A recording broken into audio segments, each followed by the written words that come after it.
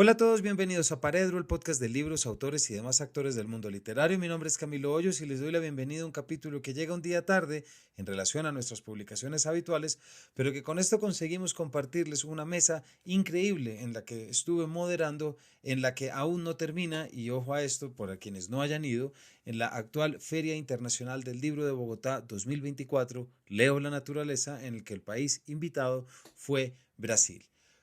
Con este capítulo les comparto La Mesa, un animal separado, poesía y naturaleza, que transcurrió entre los poetas Horacio Benavides, Andrea Cote y Hamad Monsen, en el cual estuvimos hablando sobre cómo ellos consideran que la poesía permite acercarse a lo natural, la relación que tienen con las poéticas paisajísticas y por supuesto con los animales, lo que nos dio pues lo que ya sabíamos que sería una conversación en torno a lo poético y cómo ocurre eso que ya nos preguntamos allí mismo, y es cómo la poesía nos acerca al mundo natural. No olviden que estos libros y los demás de los autores los pueden conseguir en Busca Libre, la librería online más grande de Latinoamérica, con un catálogo de más de 5 millones de ejemplares y con un servicio que les permite recibir los libros cuanto antes, porque si lo piden hoy, les llega mañana y pueden comenzar a leerlo cuanto antes. Andrea Cote es doctora en literatura hispanoamericana en la Universidad de Pensilvania, es autora de los libros de poemas Puerto Calcinado, Cosas Frágiles, La ruina que nombro, En las praderas del fin del mundo y del libro objeto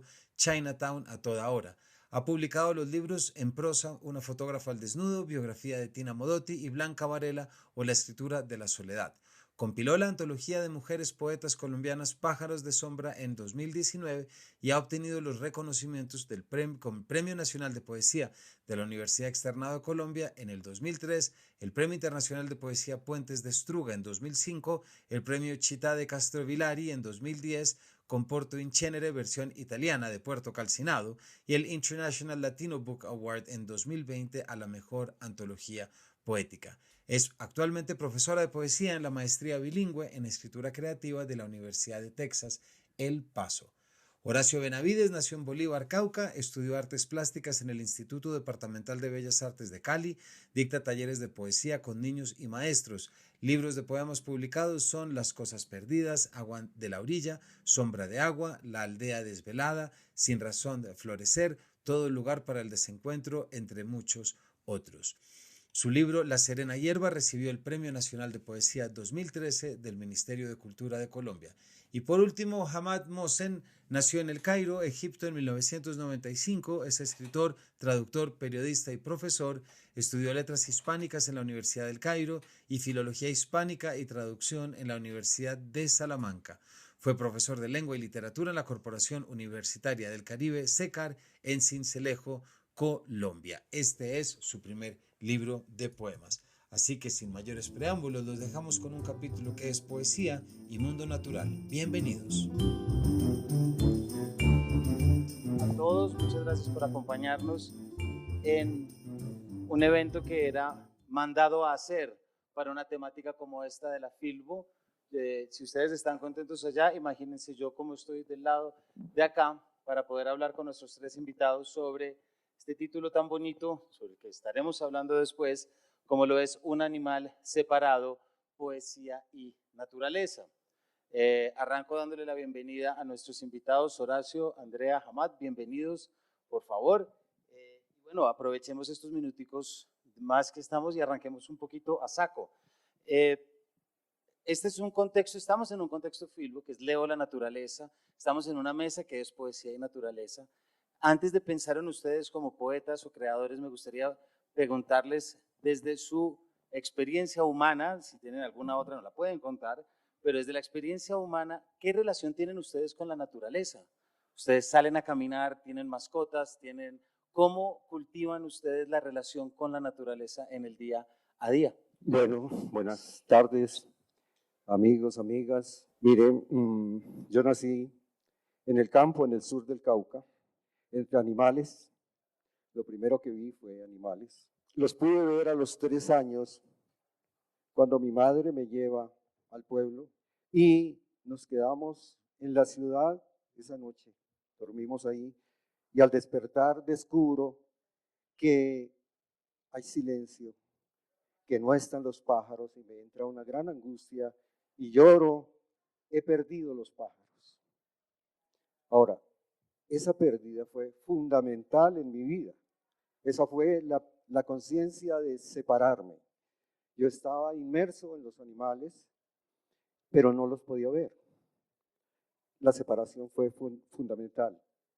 Y luego vienen otras separaciones que pueden ser dolorosas, pero que sin ellas no podríamos crear realmente y vivir, porque nosotros en gran parte también somos imagen, y lo que se pierde vuelve a nosotros como imagen. Buenas tardes, gracias por estar aquí, por este privilegio de compartir con estos poetas.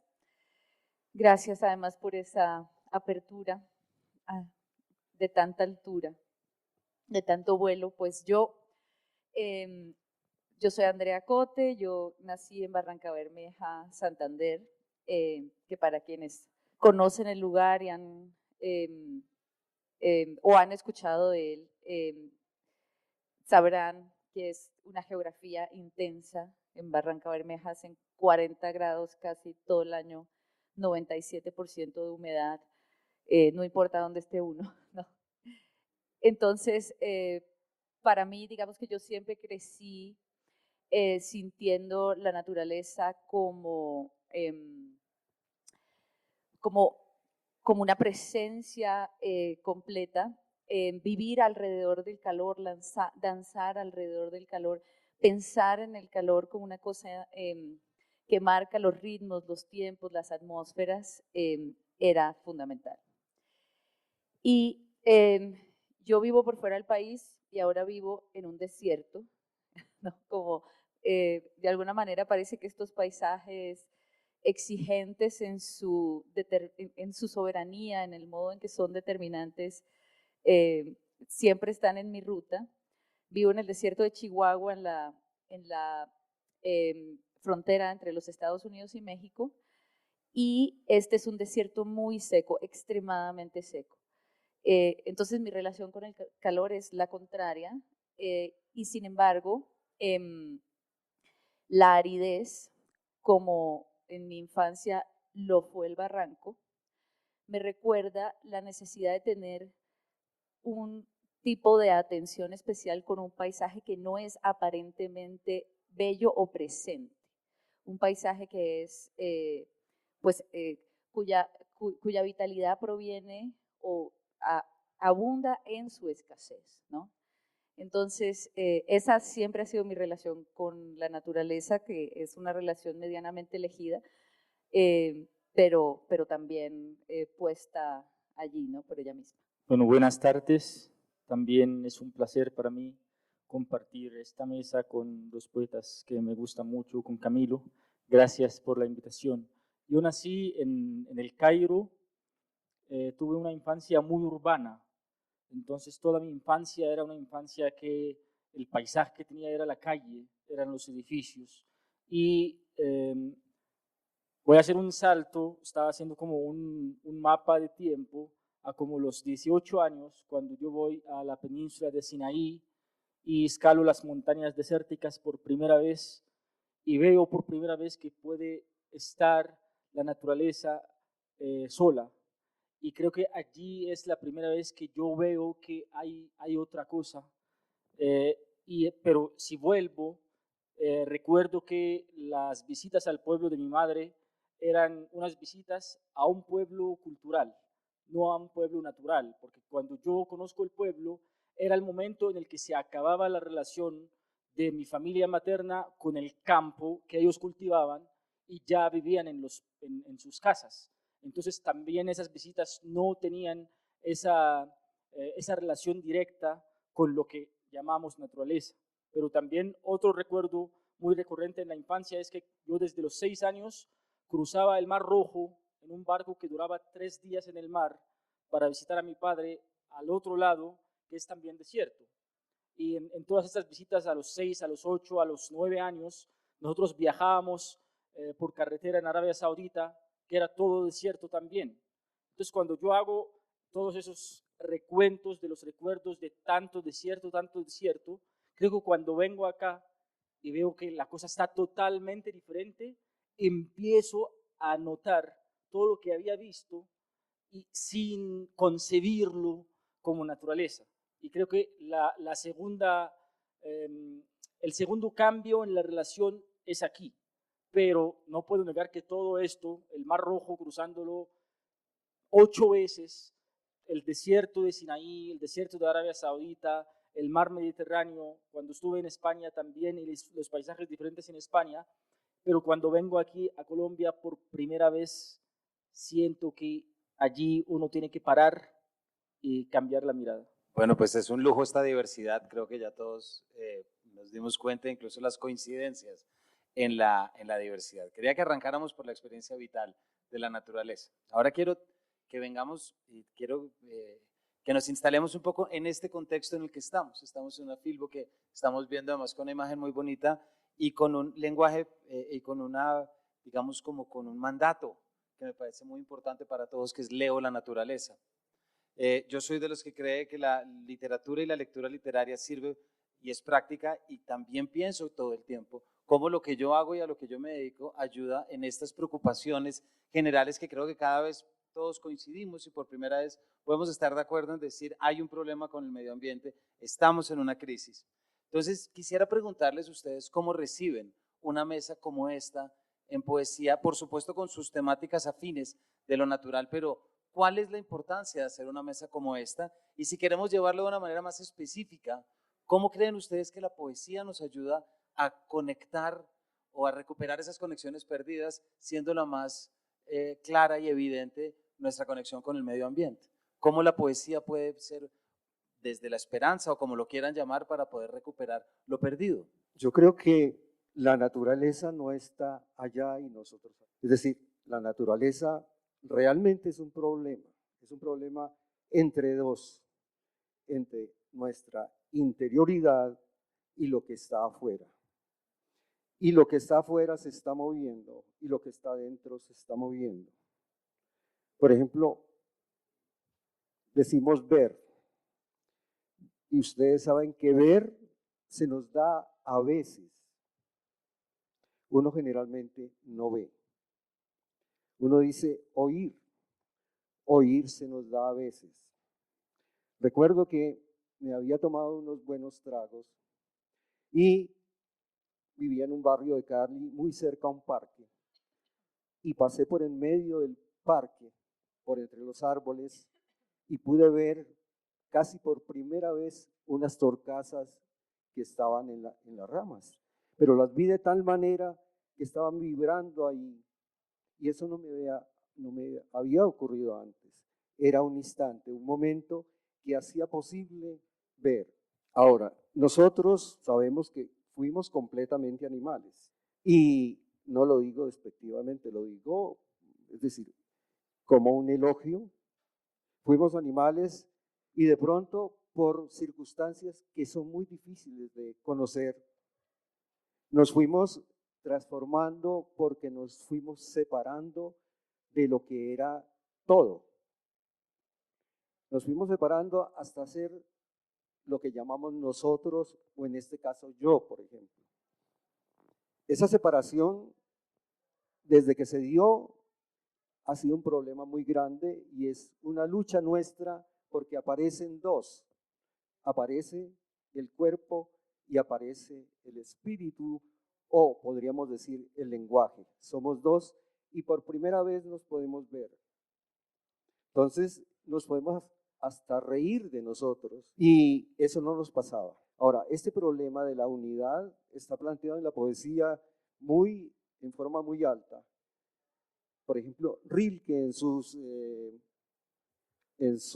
¿cómo se llaman? Sus elegías, en la octava elegía lo trata de una manera hermosísima. Primero, el animal ve todo, dice, no está separado, él no tiene porvenir, no tiene temor, pero el hombre está separado. Nosotros siempre vamos como hacia el porvenir, estamos separados. Y la lucha es de todos nosotros, es como por poder volver a acordar cuerpo y lenguaje, cuerpo y espíritu, como se quiera llamar. Esa es una de las luchas grandes y todos lo hacemos. Ya, por ejemplo, con lo que les nombré, el alcohol ayuda a eso. Es más, uno en un buen guayabo saluda a todo el mundo, hasta al enemigo, y en un buen guayabo puede ver las puertas que tienen tales colores o los techos, o con otro tipo de plantas también se puede ver cosas que no se veían, ¿no? Bueno, dejo hasta ahí, sigamos con Andrea. Bueno, algo que podría agregar o llamar la atención es, sin duda, estamos en un momento en que la crisis del medio ambiente se relaciona en gran medida con ciertas narrativas que nosotros hemos generado alrededor del antropoceno y del capitaloceno, donde pues hemos sido depredadores, los seres humanos, no solamente de la naturaleza como insumo, sino también de la naturaleza como relato. El antropoceno tiene esta idea de que nosotros estamos justamente no solamente separados de la naturaleza, sino enfrentados a ella. Y hemos estado discutiendo mucho en estos días sobre la vorágine en el tema de la feria, de diferentes maneras, y una de las cosas que hemos mencionado es esta esencia del tema de la novela de la tierra, en el cual hay una batalla fuerte en la que la naturaleza impone su poder y de alguna manera pues nos recuerda de la forma más transformadora para el sujeto que no estamos por fuera, ¿no? Que su influjo puede incluso, o sea, como Arturo Coba se va transformando en la selva y todo este influjo. Es decir, esa batalla está en la narrativa, pero de todas maneras sigue siendo una narrativa centrada en el individuo, en el hombre, ¿no? Y yo creo que una de las cosas interesantes que empezamos a discutir es de qué manera la naturaleza se puede contar y nosotros podemos de esa forma ampliar una visión realmente solidaria de su presencia, ¿no? Y yo pienso que la poesía siempre ha estado en ese camino. Ahora se me viene a la mente el poema de Walt Whitman, ¿no? Hojas de hierba. El momento en el que el poeta le muestra al niño y le dice, en definitiva, aquí está todo, ¿no? Y es una forma muy temprana, cuando le muestra la hierba, de decirle esa aparente jerarquía entre unos y otros seres compartiendo el espacio es simplemente aparente. En algún momento José Eustacio Rivera también, hablando de la selva, dice de manera muy bella en la segunda parte de La vorágine, hablándole a la selva como si fuera alguien, ¿no? Que eso es lo que digo, que yo creo que es muy importante lo de cambiar el foco de quién cuenta, ¿no? Dice, porque tú eres solidaria hasta con el dolor de una hoja que cae. Y creo que vamos entrando de otras maneras, incluso tratando, no solamente como Whitman lo hacía, sino ya también en los ejercicios de contar desde el punto de vista de la naturaleza, entrando a un verdadero desplazamiento, que será una renovación no solamente para nuestra manera de estar en el mundo y habitar, sino para la literatura, sin duda, ¿no? Porque si va a venir una renovación del punto de vista y de las cosas y de las rutas que encontraremos, probablemente sea de que esos focos de enunciación sean otros. Bueno, sí, funciona. Yo creo que había una ilusión muy, muy antigua de que nosotros tenemos unos límites muy fijos que nos separan muy fuertemente de las cosas, de lo otro, de la otredad, entre ellos la naturaleza, ¿no? De que nosotros somos el animal pensante, el animal de la palabra, el animal que tiene la autoridad de nombrar las cosas, de nombrar la naturaleza. Entonces, por lo tanto, nosotros somos los que le damos la existencia. Eso en la filosofía y en la poesía, en todo, ¿no? Eso es por un lado.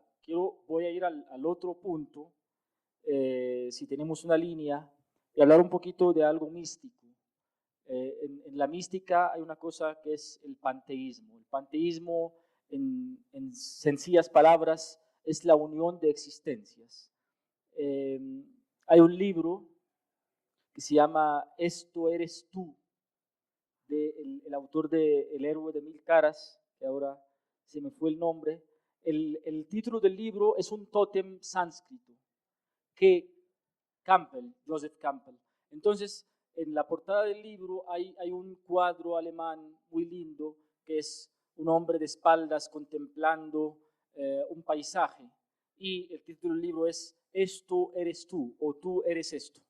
Entonces, yo creo que ese cuento de la lengua nos hizo pensar que nosotros estamos muy lejos de las cosas que usamos la lengua para nombrar, pero en el fondo no. Y creo que lo que intenta hacer la poesía es diluir esa barrera imaginaria. Yo veo la poesía en este contexto, en el contexto de esa pregunta, como si fuera un puente cuyo fin es caerse, y cuyo fin es hacer ver que no debería ser puente y no debería estar un puente, que entre esta orilla y la otra se puede cruzar sin miedo al agua porque se puede transitar, ¿no? Entonces, la poesía aspira a no ser, aspira a empezar luego como en el camino desaparecerse. Oliverio Girondo tiene un poema bellísimo que se llama Comunión Plenaria. En una parte del poema dice: el mármol, los caballos tienen mis propias venas, cualquier dolor lastima mi carne, mi esqueleto. Y ayer Andrea, hablando de la poesía, decía que lo que quiere hacer la poesía también es no tener esa piel gruesa, no solamente con la naturaleza, sino con... Quisiera aprovechar algo, un paréntesis aquí en el guión, porque creo que acabas de decir algo, Andrea, y jamás también tú lo tomas, y usaste una palabra que me parece que es muy interesante, que es la palabra solidario, ¿cierto? Es decir, es cuando hacemos que la poesía sea más solidaria o que tengamos una literatura, y eso creo que estaremos de acuerdo en que lo solidario no es tanto que sea ideológico o militante, sino que genere la conciencia de las distintas conexiones y que nos permita traerla. Sin embargo, últimamente se está hablando mucho de algo que son narrativas no humanas, por ejemplo. Este tipo de cosas, cómo podemos narrar desde la perspectiva, pero a mí me da un poquito la presión de que la poesía ya hizo eso y que la pintura ya también lo ha hecho. Estamos frente a una postura en la que en realidad, por los tiempos que corren, estamos generando nuevas narrativas que nos permiten acercarnos, o debemos más bien como frenar y mirar qué hay en el baúl y saber que ya hay cosas allí que podemos acceder y que podemos tener. Creo que ya la poesía nos ha estado hablando de la empatía y de cómo se ve el mundo desde ser un árbol o cómo se ve el mundo desde ser una hoja que cae. No sé si algo de esto quieran decir. Bueno, hay algo muy extraño, y es que los que escribimos creo que hemos tenido esta experiencia. Generalmente no empezamos pensando. Por ejemplo, yo me encuentro extraño aquí tratando de pensar. Yo escribí una serie de poemas sin pensar, o más bien sin pensar, razonando, con otra forma de pensar. Y ahora, como para ser solidario con lo otro y lo otro animal, por ejemplo, miren, voy a contar dos experiencias con animales para que ustedes, bueno, seguramente lo han visto, para que vean como el pensamiento animal, que es un misterio. Hace unos años yo estaba en el patio de mi casa asoleándome y de pronto veo en el piso un animalito pequeño, como una arañita, pero tenía las patas demasiado pequeñas, no sé qué animal eran, oscurito, casi negrito. Estaba corriendo, pero no corría mucho. Entonces con el dedo del pie lo toqué y se tiró patas arriba y se hizo el muerto. Bueno, lo dejé ahí patas arriba y de pronto él volvió y echó a correr. Lo volví a tocar y se hizo el muerto. Ustedes saben que hay animales que saben esto, pero son animales más grandes, llamemos, bueno, las palomas o los conejos, varios animales se hacen los muertos para salvar su vida. Pero este animalito, que seguramente no tenía cerebro, sabía que si se hacía el muerto, se podría salvar. Miren el pensamiento animal, cómo se produce entonces. Ahora, hemos visto, yo veo con frecuencia, o veía muchos filmaciones sobre animales, sobre leones, por ejemplo. Ustedes tal vez han visto esto. Cuando ellos viven en manadas y hay un jefe, que es el león, bueno, y empiezan a crecer los hijos. Cuando llegan a una cierta edad, los machos, los jefes de la manada, empiezan a sacar al hijo. Si él no se va, lo atacan, lo pueden atacar fuerte y lo sacan y se va. Dicen los que han estudiado esto que eso salva a los leones de morir porque si se quedan hay un problema de consanguinidad que los va a debilitar. Bueno, pero ellos para saber esto hicieron encuestas, analizaron, reunieron a la gente, mandaron a estudiar alguna parte a un león para que… No. Entonces, ¿cómo saben que es bueno que se vayan? Y eso también hacen los humanos. Ustedes saben que las comunidades cerradas en un tiempo, al principio, sacaban a la gente de ahí. Bueno, usted es joven, ya se va, tiene una relación fuera. Entonces, hay un pensamiento animal. ¿Cómo se produce? No sabemos. Ahora, todos tenemos también un pensamiento animal y sobre todo los que escribimos, ustedes han sentido que están en una situación tal, están escribiendo y cuando de pronto, cayó la luz y dijo, oh, este es el poema. ¿De dónde vino? Si no pensó, cómo se produjo en su mente esa forma de pensamiento. Es decir, además, yo creo que ese es el pensamiento que podríamos anhelar, es decir, que nos caiga del cielo realmente, o que seamos como un león o como el animalito pequeño que piensa sin pensar. Se hace un pensamiento que hasta ahora es como imposible, no se sabe cómo piensa, es decir, cómo se produce eso. Cuando Camilo estaba haciendo la pregunta, pensé en como ejercicios recientes, como un libro de Cristina Rivera Garza, por ejemplo, que es la historia del algodón, contada por el algodón, no sé, como esas como visiones que se están teniendo de que en efecto parte de lo que ha contribuido a generar una visión de cohabitar el espacio en la que el ser humano es un depredador, un colonizador permanente, un justiciero con todo lo que arrasa. En efecto, la literatura ha tenido un papel, ¿no? Importante en popularizar esa noción de éxito y esa noción de lo que quiere decir morar, ¿no?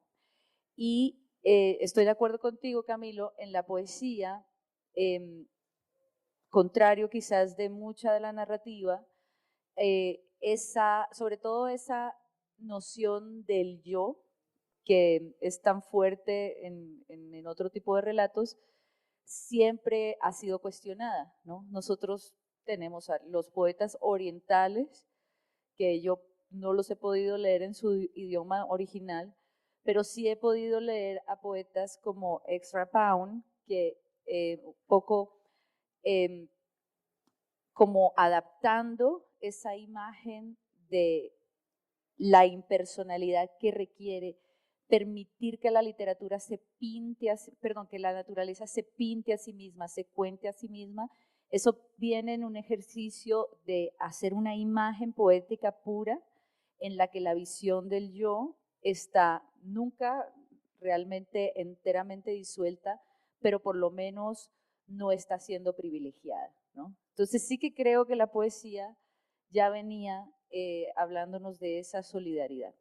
Y por otra parte también, y en esto, pues claro que como todo el mundo quiero coincidir con Horacio, también creo que una de las cosas que hace esa diferencia que nosotros queremos observar con los seres no humanos, con las plantas, por ejemplo, a mí me encantan las piedras, etcétera.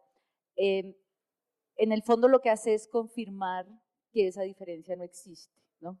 Y que nosotros somos tan piedra, tan hoja, tan cáñamo, tan resto. Y Pessoa ya lo decía, ¿no? Pessoa decía, ¿qué metafísica tienen los árboles, ¿no? O sea, que nosotros somos, en nuestro afán por no ver de frente nuestra condición efímera, hemos creado una distinta noción de nosotros mismos, pero también de lo natural. Y sin embargo, esa tensión siempre la ha traído la poesía, de volver a encontrar el misterio de las cosas pequeñas, de las cosas inanimadas, de las cosas anodinas, de las cosas que no tienen, que reptan, de las cosas que no tienen nombre, etcétera, ¿no? Este año yo con una amiga estábamos preparando un club de lectura sobre poesía y animales. Entonces empezábamos a leer muchos poemas y muchos libros que tienen una presencia, alguna presencia del animal. Pero nos dábamos cuenta en varias lecturas que allí hay un animal, pero esto no es sobre animales. Entonces, esto ha pasado hace muchísimo tiempo. Hay como, yo lo pienso como un zoológico, que no sé, como la idea de un zoológico tal vez se pensó para acercar al ser humano con los animales, pero ¿qué hace esto?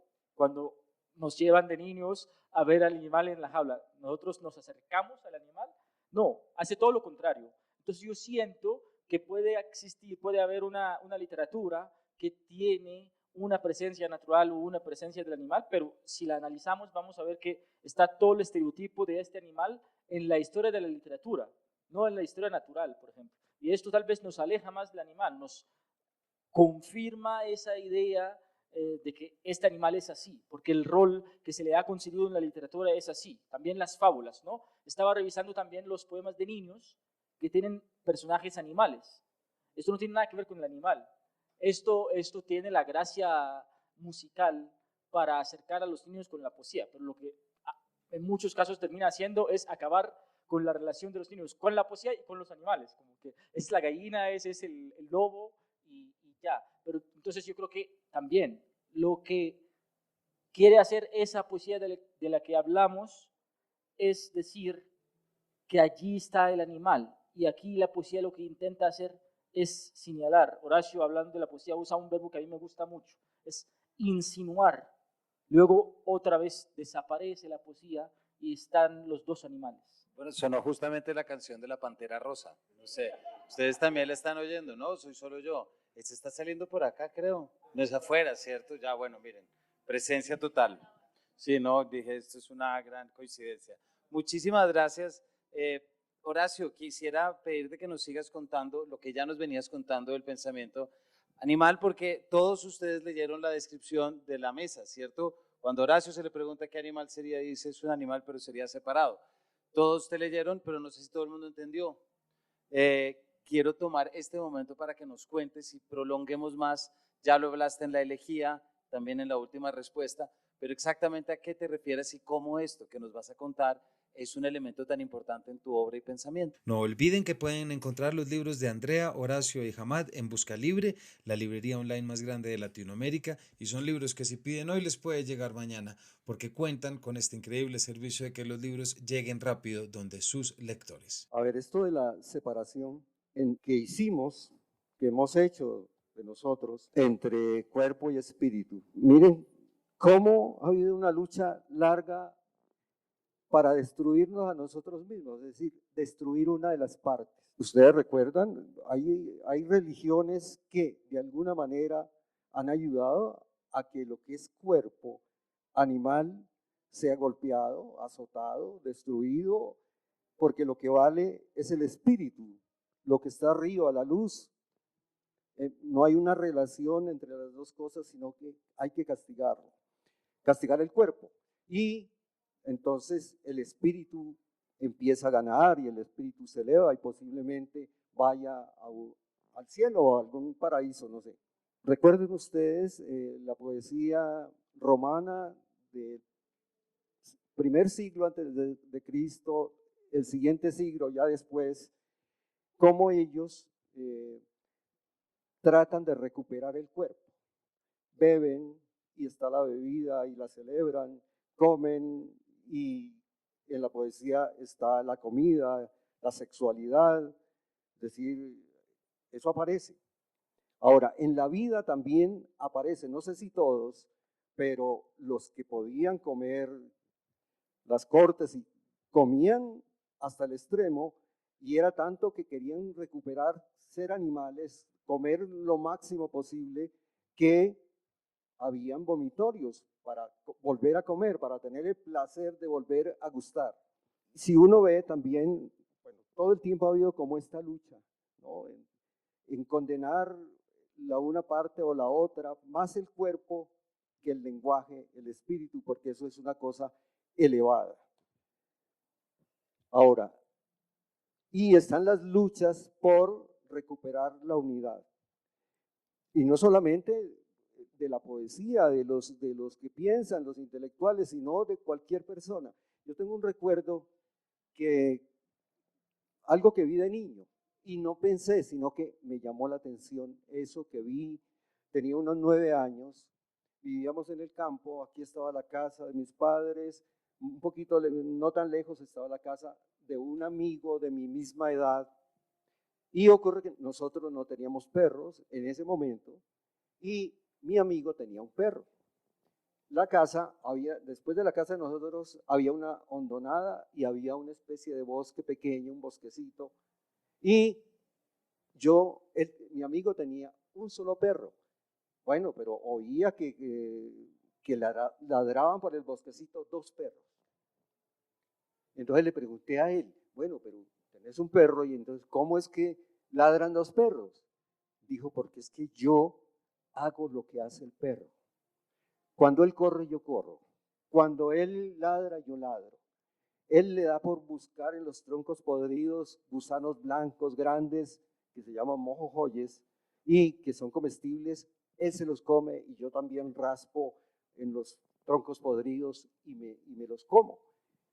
Y luego de la casa de él, pues también la alcanzaba a ver, él se sentaba fuera de la casa y se sentaba al lado del perro como tratar de otear.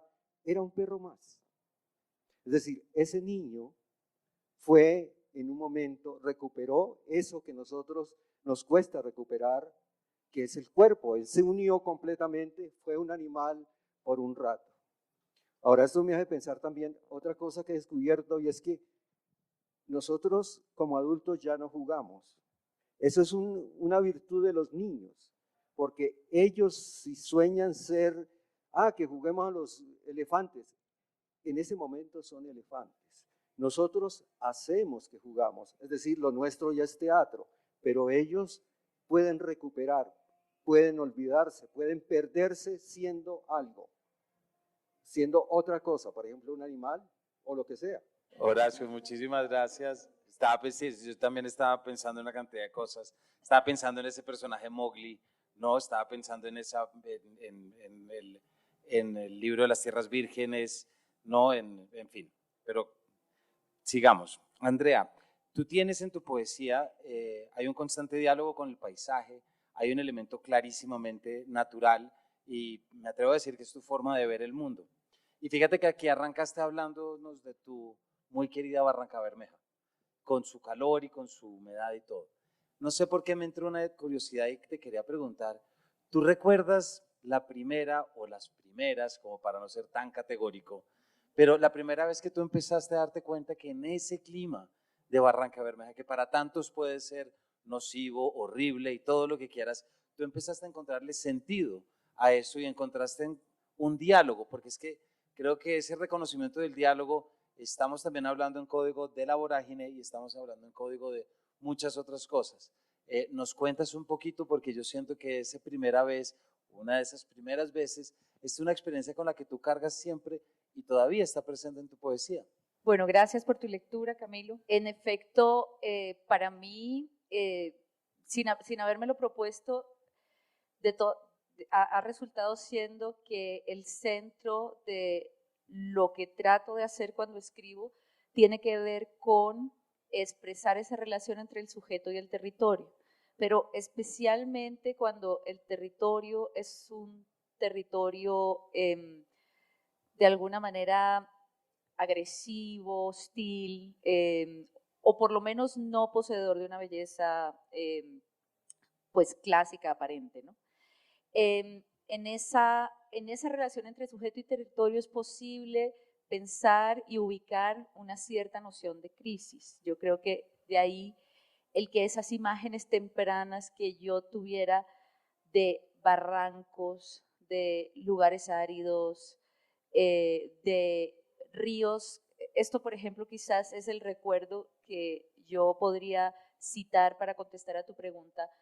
Yo recuerdo que porque el río se descausa y hay que siempre estar dragando, hace parte como de la dinámica del puerto, pero en los puertos que han sido desatendidos y manejados de forma no eficiente, lo que empieza a suceder es que se crea una playa entre el puerto y el río, que es una imagen desoladora, porque es la imagen pues de la destrucción, pero además del hecho de que la naturaleza se retira, ¿no? Es un poco, yo anoche hablaba un poco de eso, yo empiezo a escribir con el siglo XXI y todo el discurso que me rodea es el discurso del fin, la sensación de fin. Por eso mi libro En las praderas del fin del mundo, esta idea de que estamos asistiendo al último momento particularmente de lo natural, ¿no? Y entonces el paisaje quebrado es para mí una manera de representar esa desolación y esa noción de abismo ante el cual pues se presenta mi generación, ¿no? Una generación que tiene que asistir ya ni siquiera a la emergencia, sino casi a observar el posmundo, lo que queda, aprender a vivir sin agua, no sé, cosas que solamente que eran ficciones y que ya están aquí. Entonces, yo recuerdo esa imagen del río yéndose y pues está en un poema de mi primer libro. Son cosas que cuando se están yendo parece que se quedan, porque el río representa siempre en la poesía la vida, ¿no? Desde Manrique, para quien el río es la vida y el mar es la muerte. Entonces, lo que pasa con nuestros ríos, la poca capacidad que tenemos además de acceder al territorio de manera libre, etcétera, pues es parte de lo que nutre esa idea del paisaje quebrado como algo que informa un momento coyuntural de crisis. Perdóname, te hago otra pregunta, aunque ya le iba a preguntar a Hamad, pero hay algo que también es impresionante en tu poesía y es que hay otro paisaje adicional, que es el paisaje de la violencia. Sí, claro, porque es que eso es lo que está sucediendo. Exacto. Es la crisis, es la violencia y eso es lo que le está pasando al río, que es un signo revertido porque se trata de ríos donde lo que se ve no es. Pero como es tan difícil contar la violencia, en un país como el nuestro, todos los escritores tienen el reto de cómo poder representar la violencia sin reproducirla o, digamos, descargarla de su sentido. Entonces hay que ir a lugares donde la violencia o se cuente a sí misma o aparezca en en atmósferas, o sea, en lugares no evidentes, porque es la única manera de no contribuir a que la violencia sea un producto, ¿no? O a normalizarla, naturalizarla. Entonces, sí, yo creo que sí hay un paisaje de la violencia ahí, pero no es un paisaje del testigo, es más como un paisaje roto por ella, como sembrado de ella. Muchas gracias, Andrea. Y hay otro tipo de paisajes, Hamad, y este es un paisaje sonoro, que también los paisajes sonoros tienen su vinculación con lo natural. Y digo los paisajes sonoros, yo no sé si ustedes saben que hace 10 años Hamad no hablaba español y ya está aquí presentando su primer libro de poemas. ¿Cómo se hace eso, Hamad? Cuéntanos un poquito, porque lo que me intriga es que, claro, hay un tema muy grande en tu obra sobre el exilio, sobre el migrante. Tú saliste hace muchos años también del Cairo, has vivido en muchos lugares, pero me intriga mucho saber, no porque sea colombiano y porque queramos decir fue aquí donde ocurrió, pero ¿qué pasó con ese paisaje sonoro bogotano, o perdón, colombiano? Tú viviste en Sincelejo, en Bogotá. ¿Por qué crees que aquí se dio esa construcción de una patria lingüística y como que crear en un libro, tu primer libro, además con una lengua que hace 10 años no hablabas? ¿Cómo se dio esto? Bueno, ahí hay varias cosas. Primero, el exilio. Últimamente la palabra exilio tal vez cuando se escucha o cuando se lee se piensa más en el exilio político. Pero el exilio es una experiencia humana común que todas las personas la han sentido o la han experimentado de cierta manera. Y esto es lo que hace que este tópico literario del exilio sea un tópico humanamente relevante. ¿Qué es lo que hace? Yo recuerdo hace como 2 años estaba presentando el poemario en el Teatro de Santa Marta y llovió, era de noche, había con muchas dificultades y cuando salí de la presentación, una de las personas que trabajan en el teatro, que tal vez esa noche le tocó estar por el trabajo, me dijo, a mí, yo sentí mucho ese poema, que es un poema que se llama Los Exiliados, porque yo también fui desplazado, yo vivía en un pueblo allí cerca de Santa Marta y nos tocó desplazarnos. Entonces, tal vez precisamente haber vivido la experiencia del exilio, que en primer término era político aquí en Colombia, un lugar donde todas las personas les ha tocado de una manera u otra desplazarse o estar en contacto con alguien desplazado. Esto es como en el plano directo. En el plano no directo, también cuando empecé a escribir y a interesarme a leer sobre el exilio, me he dado cuenta de que también algo que hace este tema, es un tema muy, muy relevante, es que todos hemos vivido en la infancia y luego dejamos la infancia y nos dimos cuenta de que este es un lugar al que es imposible regresar. Esta es la diferencia determinante entre el exilio y la migración, el no poder volver. Entonces, esto es lo que amplía la experiencia del exilio con toda experiencia humana, ¿no?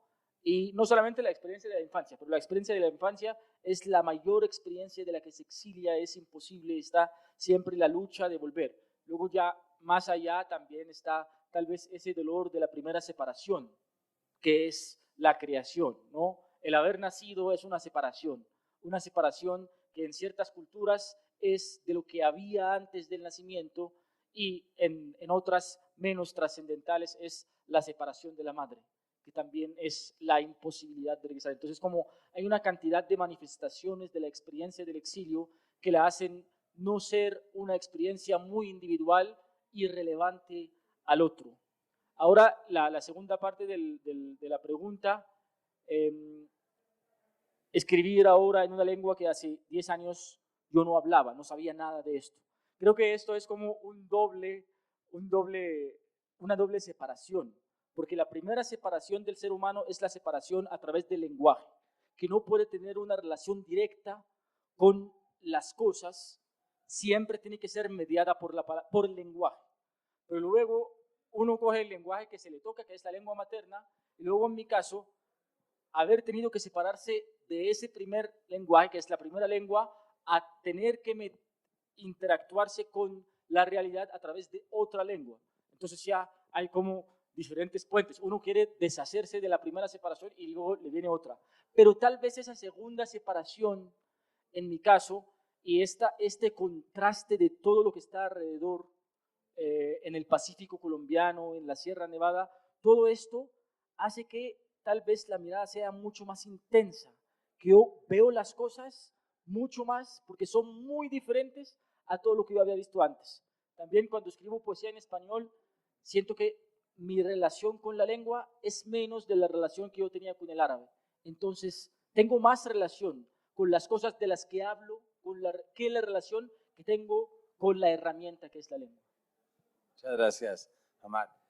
Nos quedan 4 minutos, yo tengo todavía muchas preguntas acá, pero sé que de pronto algunos de ustedes aquí tienen preguntas, entonces voy a dejarlo yo aquí. ¿Alguien tiene preguntas del público? Recuerden que este capítulo se pasa luego por Paredro Podcast, es mi podcast, entonces pueden volver a escucharlo. Nos quedan 3 minutos, entonces para aprovechar bien estos 3 minutos, ¿por qué no hacemos un pequeño ejercicio de recomendaciones de lectura? Estamos en el contexto del Leo la naturaleza. Ya les había comentado que les iba a preguntar esto, pero ¿cuál es ese poema sobre la naturaleza que ustedes sienten que no escrito por ustedes, pero con el que ustedes todavía cargan y de alguna manera ver lo natural y leer poesía es volver a ese poema? ¿Hay alguno que nos dejen de tarea? Pues a ver, yo creo que si queremos contribuir en algo, no solamente los que escribimos, sino todos nosotros, lo primero que habría que hacer es bajarle el copete al hombre. Es decir, cuando nos separamos, somos cuerpo y espíritu, de pronto inventamos el yo. Y que el yo es un inventico, ni siquiera nosotros cuando decimos yo y nos pavoneamos con yo, no sabemos que lo que decimos yo es pequeñito. Porque miren, digo yo, cuando digo yo, Horacio Benavides, estoy teniendo en cuenta los millones y millones de bacterias que forman este cuerpo y este espíritu. Estoy teniendo en cuenta mis huesos, el corazón que está bombeando ahora. No, estoy teniendo en cuenta los sueños y los sueños terribles, incestuosos de anoche. No, entonces, por favor, bajarle el copete a todo el mundo, ser realmente humildes, no por darnos de humildes, sino porque realmente somos poca cosa. Mi respuesta a esta pregunta sería Morada al Sur, del poeta colombiano Aurelio Arturo. Volver a leer esos versos, lo hemos hecho también en esta feria. Allí, por ejemplo, el paisaje no está siendo contado por él, el paisaje se le va apareciendo, va ascendiendo en todos sus elementos. Aurelio Arturo escribe con el viento, por ejemplo, y hace que el viento mueva el ritmo, y fuera de eso nos reconcilia con esa visión del paisaje porque él no está en guerra con él. Ese paisaje, muy por el contrario, lo acoge, lo arrulla, y ese paisaje es de la infancia, ¿no? Y es devuelto en el poema cada vez que lo volvemos a leer. Bueno, yo voy a recomendar una antología que se llama Por sombra de la luz, de Horacio Benavides, que salió con Seis Barral. Yo leí a Horacio antes de conocerlo personalmente. Después de leerlo, cuando fui a Cali por primera vez, lo primero que hice en Cali fue ir a la casa de Horacio Benavides. Y verdaderamente leer su poesía me ha cambiado la idea sobre lo que se llama naturaleza. Y en no poesía hay un libro de ensayos de una escritora norteamericana que se llama Annie Dillard.